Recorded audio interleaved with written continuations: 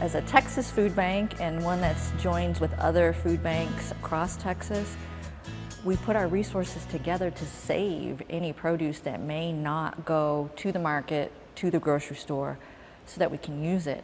And honestly, there's so much that could go to waste if we were not grabbing it. The folks at the Brazos Valley Food Bank love their fresh produce.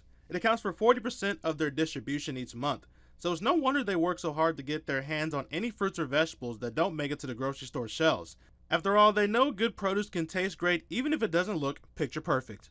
It's not pretty fruit necessarily, because the pretty fruit, as we all know, is going to the grocery store. There's a value on that in the economy that we have, but there's not as much of a value on the ugly or the irregular or the botched or the dented or whatever.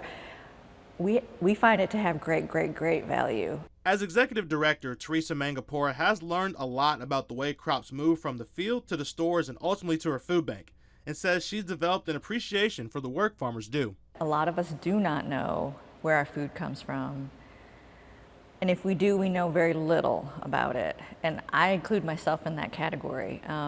I'm not from a farming background. Being here and in this work has definitely opened my eyes.